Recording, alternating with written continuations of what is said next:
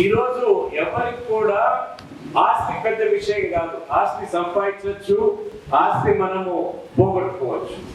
కానీ ఒక్కసారి చదువు వచ్చిందంటే చదువును మనము చనిపోయేంత వరకు చదువు మనతో ఉంటుంది, మనకు తెలివితేటలు. చదువు అంటే కేవలం ఉద్యోగం కోసం కాదు.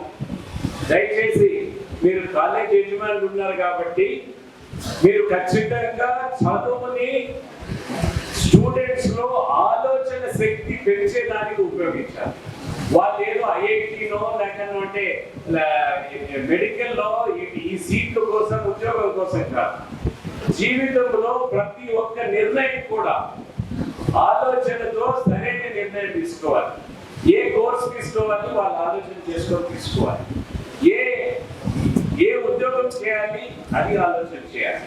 ప్రతి ఒక్క జీవితంలో నిర్ణయం కూడా ఆలోచన శక్తి కలిగించే విధంగా స్టూడెంట్స్ తీర్చిదిద్దాలని తెలియజేస్తూ, ఉద్యోగాలు నేను 3.5 సంవత్సరాలు ఉంటే ప్రభుత్వ ఉద్యోగాలు 1,60,000 ఉద్యోగాలు నింపడం జరిగింది. 1,60,000 ప్రభుత్వ ఉద్యోగాలు నింపడం జరిగింది.